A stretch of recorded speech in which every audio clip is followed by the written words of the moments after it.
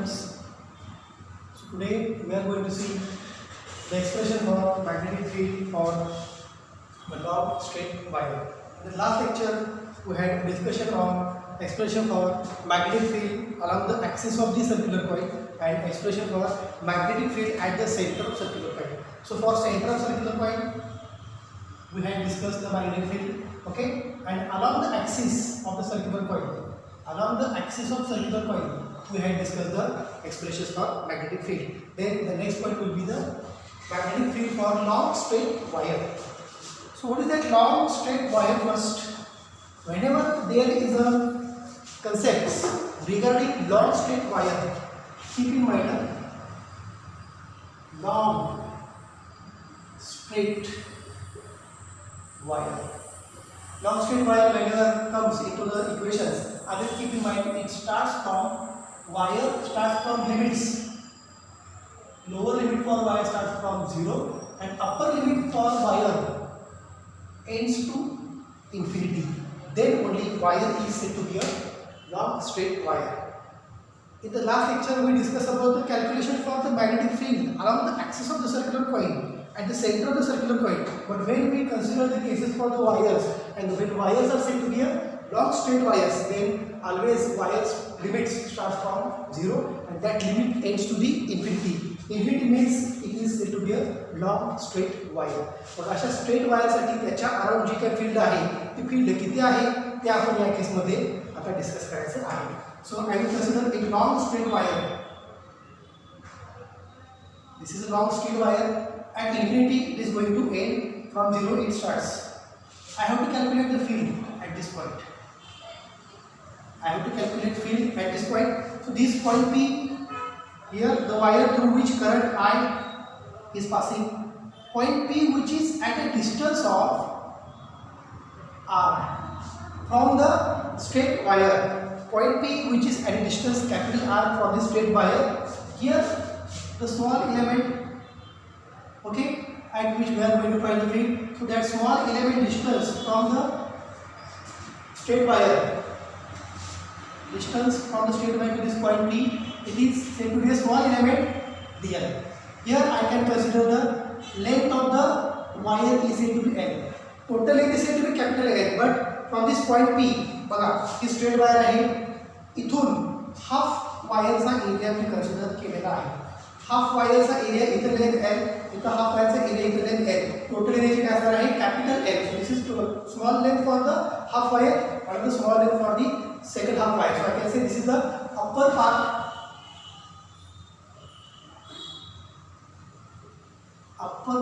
of wire and this is lower part of wire. Lower part of wire. मग इथून point B पासून upper पार्टला magnetic field, total magnetic field from the centre to the upper part किती आहे ती आपल्याला calculate करायची आहे. So this point B from this length element here which is situated at a distance r. Point B चं इथून distance किती आहे r. पॉइंट बी चं सेंटर ऑफ वायर पासून डिस्टन्स किती आहे कॅपिटल R आणि या एलिमेंटचं इथून पर्यंत डिस्टन्स किती आहे small l. So this distance I can say is a small l. This is r and this is capital R. आता स्ट्रॉंग याच्यामध्ये बघा फील्ड याच्या अराउंड प्रेझेंट आहे because current is going to increase. जसं current वाढत जाणार तशी field around the long straight wire काय जाणार आहे वाढणार आहे. मग आय इतका करंट फ्लो झाला बरोबर, बी इतकं फील्ड याच्या अराउंड प्रोड्यूस झालं. हा पॉईंट बी इथून स्मॉल आर इतक्या डिस्टन्सला आहे. हाच point B centre of wire पासून आर इतक्या डिस्टन्सला आहे for upper part of the wire आणि इथून डीएल पासून या सेंटरपर्यंत डिस्टन्स किती आहे स्मॉल आहे असं कन्सिडर करू. वायर इन्फिनिटीला एंड होते. That's why that wire is said to be a long straight wire whose limits in between two points only 0 and the next will be the infinity point. आता wire अशी आहे, okay, इथे एक point आहे, हा इथं असा आर आहे, हा इथं पॉइंट आहे, हा अँगल थीटा आहे त्या इलेमेंटचा बरोबर. हा अँगल थीटा असेल तर हा अँगल किती असणार आहे it is pi minus theta. कारण बघा टोटल अँगल हा किती आहे पाय. Pi minus theta you will get this remaining angle. त्यामुळे बघा मी हा जो इलेमेंट आहे स्ट्रेट वायर पासून त्या पॉइंट पीचं हा अँगल जर थिटा असेल तर हा अँगल किती असेल, इट इज पाय मायनस थिटा. कारण बघा ही स्ट्रेट वायर आहे बरोबर, तो अँगल किती आहे 180. त्या पॉईंटपासून तो अँगल जर थिटा असेल तर हा काय असणार आहे 180 minus theta. You will get this remaining value of the triangle. आणखीन एक या ठिकाणी मी अँगल घेतो बघा, एक अनदर अँगल फक्त कन्सिडर करा, it is a angle phi. Okay, in between the centre of the wire to the element of the wire. Now we are going to find field at this point. आता आपल्याला Biot Savart's law माहिती आहे. Already we have calculated the two different magnetic fields for center of the circular coil and axis, along the axis of the circular coil. Okay, formula है total magnetic fields are, forget about small, now I will consider the total. Mu 0 upon 4 pi I dl sin theta upon r square. B is equal to mu 0 upon 4 pi I dl sin theta upon r square. तो या ठिकाणी सुद्धा point B ला field कशी calculate करायची बघा. Point B ला small element dl ला स्मॉल फील्ड डीबी. तर इथून हे सगळे स्मॉल इलेमेंट घेतले, इथे स्मॉल इलेमेंट, इथे स्मॉल इलेमेंट, इथे स्मॉल इलेमेंट, इथे small element. Integration of all small elements you will get total magnetic field at point B. So I can directly write total magnetic field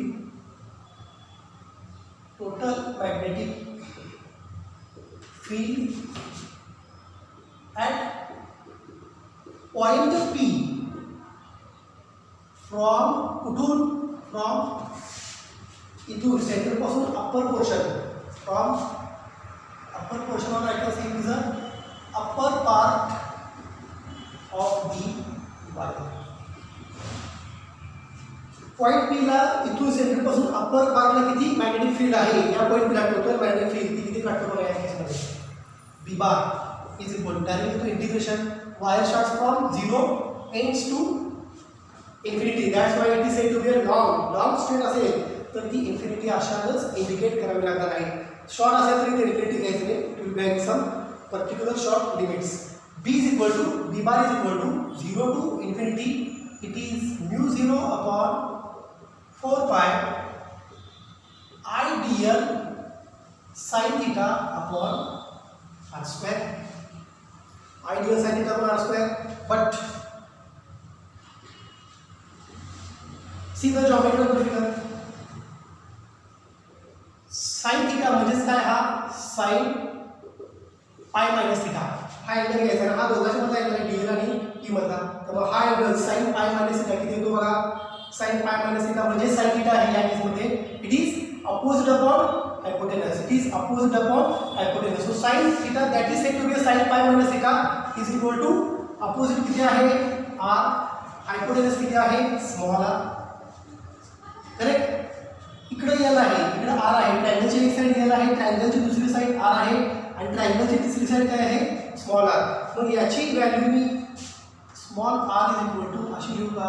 it is small r is equal to l square plus r square using Pythagoras theorem.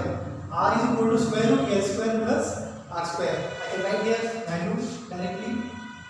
R upon r value हे मी कसं लिहितो बघा. l square plus r square. Square root आहे ठीक आहे, असं लिहितो raise to 1/2. l square plus r square can be taken as a square root of 1/2. Okay, and sin theta मिळाला. Okay, r is equal to r ची value काय square root of l square plus r square और simply l square plus r square raise to 1/2. ही small r ची value आहे. आता ही small r ची व्हॅल्यू इथं पुट करायची आणि sin theta that is sin pi minus theta r upon r that is r upon l square plus r square raise to 1/2 he value इथं put करायची आहे. So I will put this values.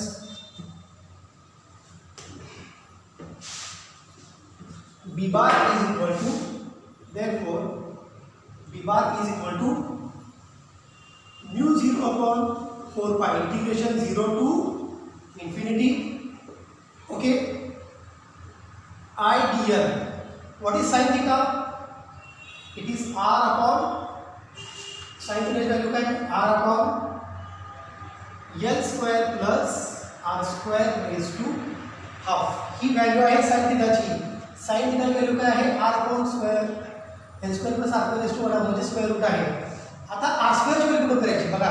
R किती आहे square root L square plus R square म्हणजेच L square plus R square raise to half. Square करायला काय जाणार आहे रेस टू हाफ जाणार बरोबर का. Divided by r square. R square म्हणजे याची व्हॅल्यू घेतो आर स्क्वेअर केला म्हणजे याचा स्क्वेअर झाला. हा डायरेक्ट काय येणार आहे बघा L square plus R square. आरची व्हॅल्यू स्क्वेअर रूट असेल तर त्याचा स्क्वेअर केला direct L square plus R square म्हणजे आर स्क्वेअरची व्हॅल्यू पुटअप केली साइन थिटाची व्हॅल्यू पुटअप केली R upon L square plus R square raise to 1. आता इक्वेशन कसं लिहायचं करतो बघा इज इक्वल टू म्यू 0.4 पाय कॉन्स्टंट आहे आय कॉन्स्टंट आहे mu 0 upon 4 pi I into R. हे आर पण मी बाहेर घेतो कारण हे डिस्टन्स इथून फिक्स आहे. इंटिग्रेशन ऑफ 0 टू इन्फिनिटी काय राहिलं ब्रॅकेटमध्ये बघा.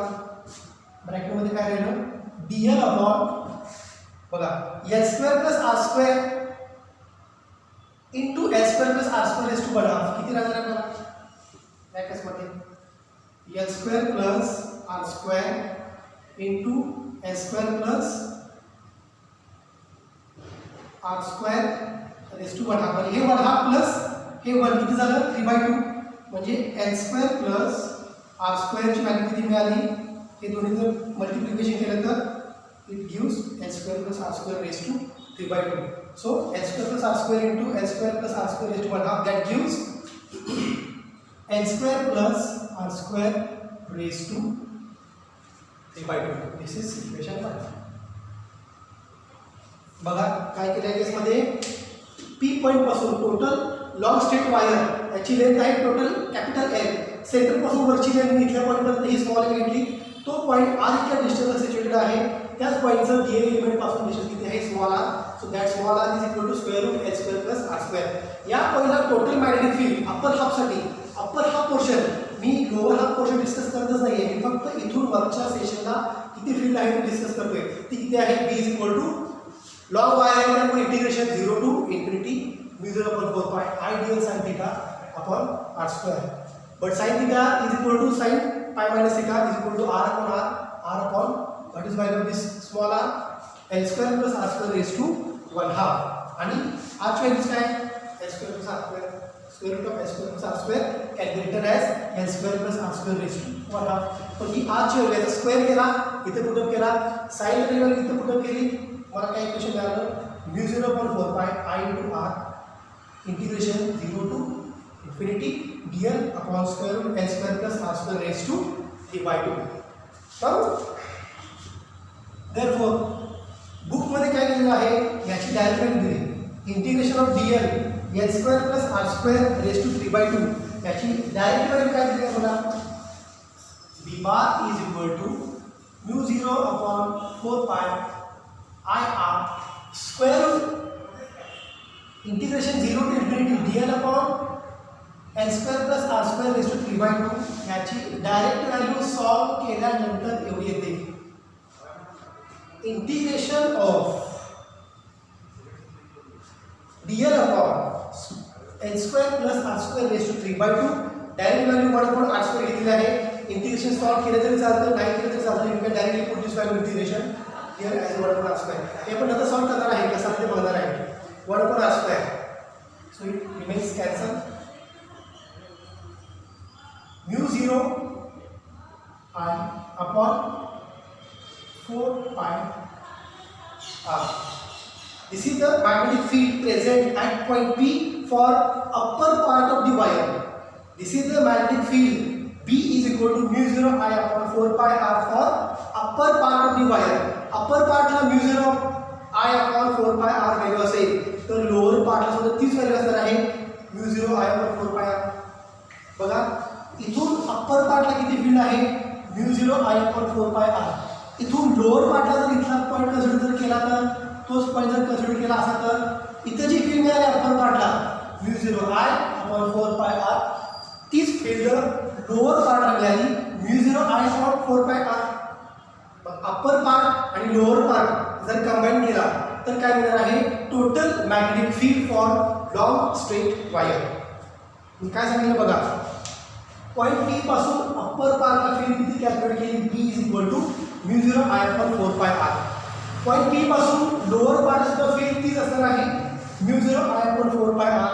इथून अप्पर पार्टची फील्ड, इथून लोअर पार्टची फील्ड, तर दोन्ही कंबाईन केल्या तर काय मिळणार आहे magnetic field for long straight wire whose limit starts from 0 and ends to the infinity. मग बघा हे अप्पर पार्ट साठी आहे, for upper part of wire. आणखीन पण असणार आहे तेच equation and B bar is equal to तेच इक्वेशन असणार आहे इथून लोअर पार्ट साठी या ठिकाणी mu 0 I upon 4 pi R, mu 0 I upon 4 pi r, that is equation 3. This equation is for lower part of wire. Upper part mu 0 I upon 4 pi R, इथून वरती किती field आहे mu 0 I upon 4 pi R, इथून खाली किती field आहे वायरसाठी mu 0 I upon 4 पाय. दोन्ही जर कंबाईन केल्या तर फील्ड कशाची मिळणार आहे for long straight wire. Addition of upper part plus lower part you will get total magnetic field for long wire. मग ती total magnetic field long straight वायरची किती आहे ते आपण बघू.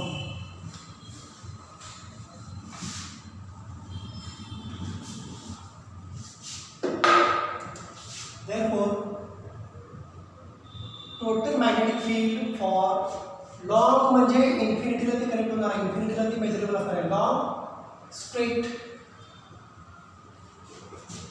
Wire B is equal to upper पार्टची field किती आहे P पासून सेंटर पासून वरती mu 0 I upon 4 pi R. Lower part सुद्धा तीच असणार आहे, तोच अँगल असणार आहे, इकडं थीटा असणार आहे, इकडं पाय मायनस थीटा असणार आहे आणि हे डिस्टन्स सेम असणार आहे आर. ही परत लेंथ सेम असणार आहे L. Upper part field plus lower part वायरचा lower part field 4 pi R म्हणजे डायरेक्ट लिहू का mu 0 I upon 2 pi R.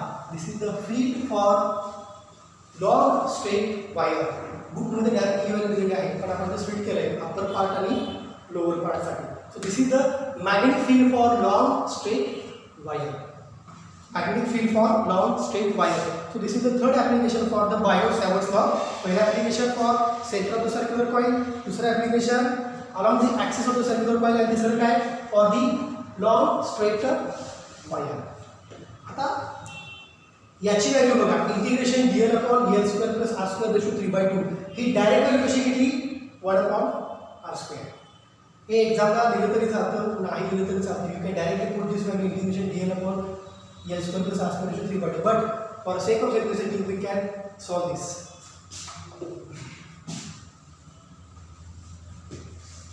What is the triangle here?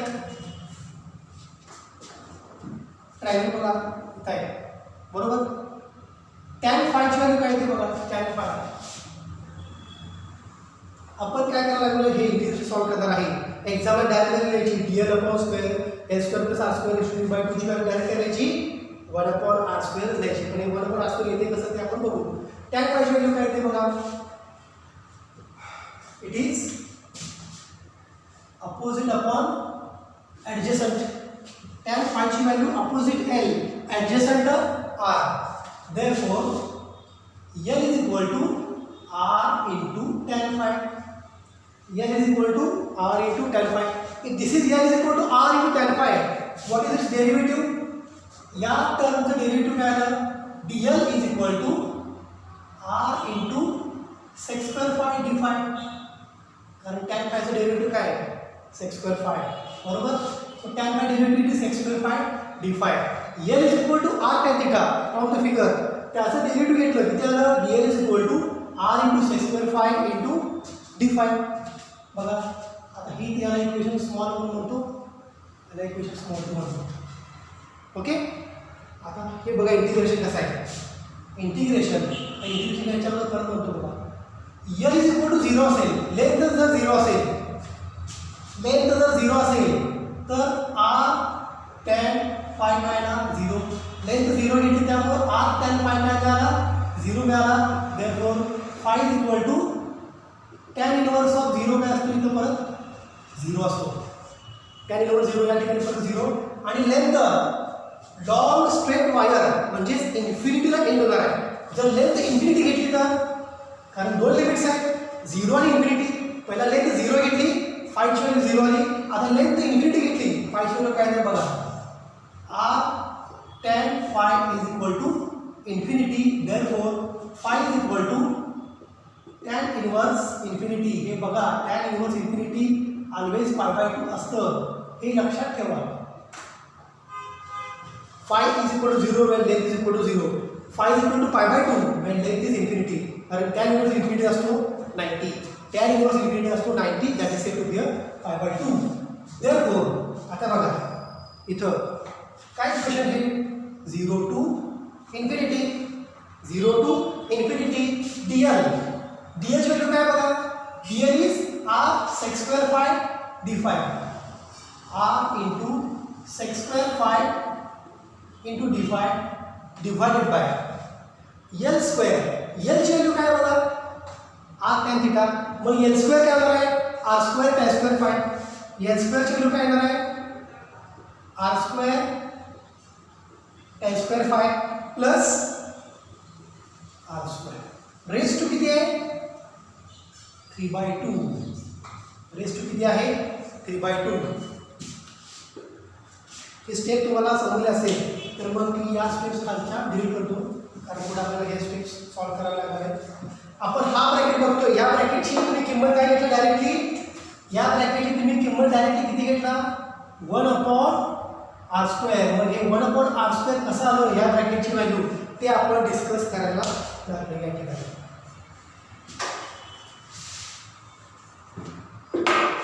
मग इंटिग्रेशन 0 to इन्फिनिटी. आता बघा 0 लेंथ 0 असताना tan 0 च्या वगैरे 0 घेतलं. लेंथ इन्फिनिटी असताना phi ची व्हॅल्यू बघा किती आले it is a pi by 2. Length 0 असताना phi 0 लेंथ इन्फिनिटी असताना phi ची व्हॅल्यू pi by 2. त्यामुळे लिमिट्स मी चेंज केले 0 to pi by 2. So 0 to pi by 2 r into sec square phi into d phi divided by. आता याच्याबद्दल बघा r² common निघतंय पण r² च्या वरती काय येतं ब्रॅकेटच्या वरती 3/2 आहे. मग r² जर कॉमन काढलं त्याच्या वरती 3/2 असेल तर हे 2 कॅन्सल होणार म्हणजे काय डायरेक्ट निघणार बाहेर r3. बरोबर आहे का. या दोघांच्यामधून r² कॉमन करून बाहेर घेतला पण r² कॉमन काढलं तर त्याच्या ब्रॅकेटच्या वरती काय 3/2. त्यामुळे r² आणि ब्रॅकेटच्या वरती 3/2 2 कॅन्सल होऊन डायरेक्ट ब्रॅकेटच्या बाहेर काय येणार आहे r3. So I can right directly r3 tan square phi plus 1. बघा ही स्टेप समजली का r² कॉमन काढलं तर त्या कॉमनच्या बाहेर काय वरती ब्रॅकेटला 3/2. त्यामुळे ते r² कॉमन काढलं तर त्याच्या ब्रॅकेटच्या वरती आहे 3/2. 2 gets cancel so it remains here r3. त्यामुळे r3 डायरेक्ट कॉमन आला tan square phi plus 1 raised to 3/2. Okay. Next बघा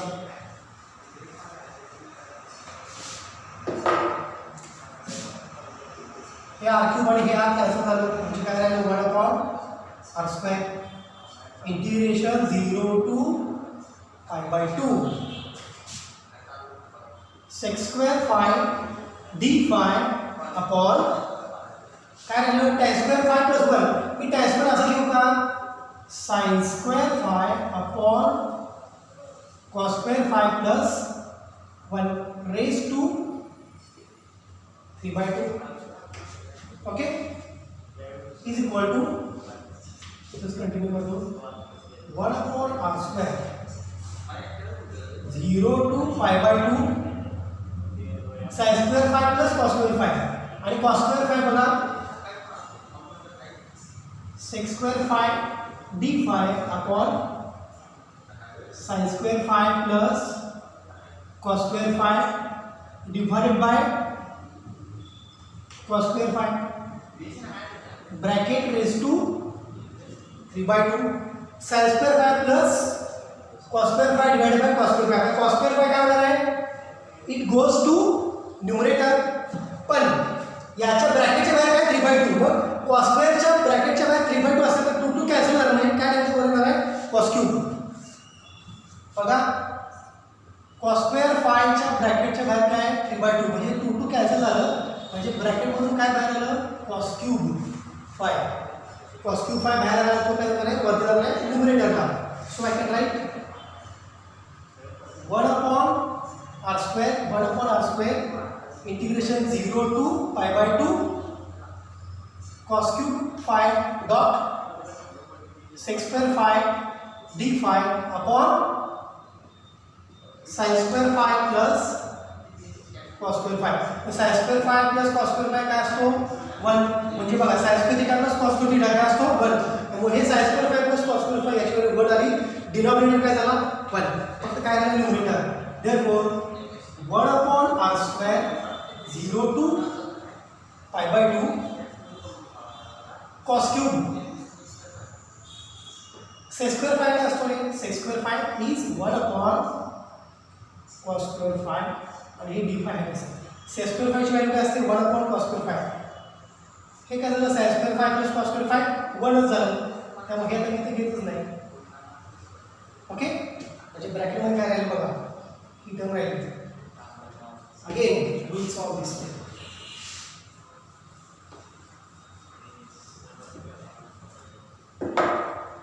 हे कशाच्या व्हॅल्यू काढायला लागले आपण, integration 0 to infinity dl upon r² plus किंवा l² प्लस r² जे असेल ते. याची व्हॅल्यू तुम्ही काय घेतलाय, याची व्हॅल्यू आपण काय घेतले 1/r² घेतले, म्हणजे 1/r² हे कसं आलंय ते आपण कॅल्क्युलेट करत आहोत, हे लक्षात घ्या. therefore 1/r² हे cos क्यूब आणि हे cos स्क्वेअर कॅन्सल झालं, म्हणजे काय शिल्लक राहिलं फक्त 0 to π/2 limit what is integration cos phi d phi. cos cube phi आणि sec square phi ची व्हॅल्यू काय असते 1/cos square phi. cos phi चा आता काय घ्यायचं integration. so integration of cos phi is, so this is 1/r² remains the same. sin phi, okay, cos phi is integration sin phi limits 0 to π/2 1/r². Upper limit put up करा, upper limit put up करा sin π/2 minus lower limit put up करा, minus lower limit put up करा काय येणार आहे sin 0.